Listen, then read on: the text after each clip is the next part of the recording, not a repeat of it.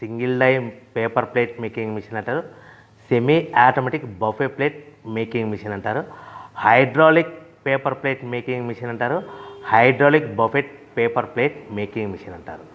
So మనం ఈ machine కొనుక్కున్న తర్వాత దీనికి వచ్చే 1 HP మోటార్ని మనం ఇంటి కరెంటు మీటర్ కాకుండా దీనికి సపరేట్గా commercial category to single phase metre తీసుకోవడం వలన భవిష్యత్తులో ఎలక్ట్రిసిటీ డిపార్ట్మెంట్ నుంచి మీకు ఎలాంటి ప్రాబ్లమ్స్ ఉండవని మంచి సలహా ఇస్తున్నాను, పాటించవలసిందిగా కోరుతున్నాను.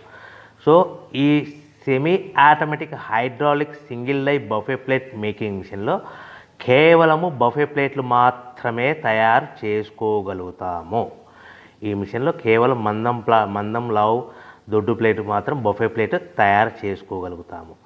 సో ఈ మిషన్లో ఎలాంటి టిఫిన్ ప్లేట్లని, డోనా కప్పులని, ప్రసాదం కప్పులని, స్నాక్స్ ప్లేట్స్ అని, టీ కప్పులని తయారు చేసుకోలేమని మీకు అందరికీ సలహా ఇస్తున్నాను.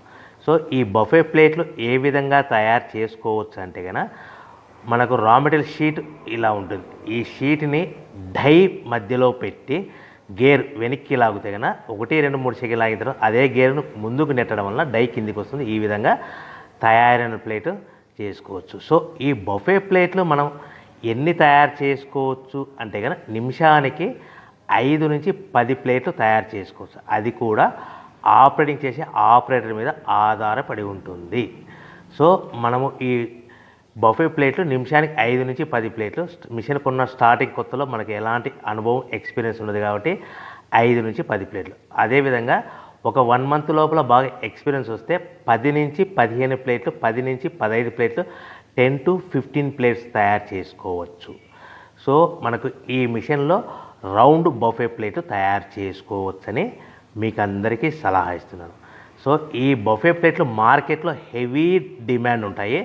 సో మనకు ఈ బఫే ప్లేట్లు ఈ విధంగా మనము నిమిషానికి ఆపరేటర్ మీద ఆధారపడి ఉంటుంది కాబట్టి నిమిషానికి 5 నుంచి 10 ప్లేట్లు పర్ డే 8 గంటల నుంచి 10 గంటలలో యావరేజ్గా 3000 నుంచి 5000 ప్లేట్లు తయారు చేసుకోవచ్చని మీకు అందరికీ సలహా ఇస్తున్నాను.